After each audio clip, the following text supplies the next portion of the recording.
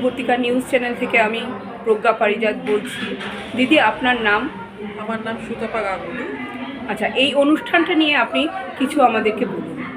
অনুষ্ঠানটা অনামিকা আর আশালতা মিলে প্রথম করছে, কিন্তু বড় ভালো অনুষ্ঠান করছে। এতগুলো শিল্পী যারা নিজেদেরকে প্রকাশ করতে পারছে, নিজেদেরকে মেলতে পারছে, এই ধরনের অনুষ্ঠান আরও বেশি হওয়া উচিত, যাতে করে সবাই নিজের যে প্রতিভা সেইটাকে নিজের সবার সামনে তুলে ধরতে পারে।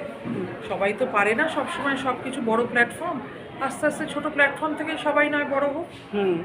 আর বলছি কি, নন্দিনীর সঙ্গে আপনার যোগাযোগ কিভাবে? নন্দিনী আসলে আমার একটা রেস্টুরেন্ট আছে পার্ক স্ট্রিটে, তো সেখানে নন্দিনী আসতো, সেইখান থেকে ওর সঙ্গে আমার আলাপ হয়।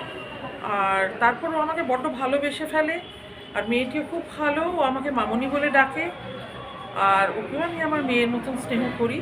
খুবই ভালো মেয়ে, ওইভাবেই আলাপ।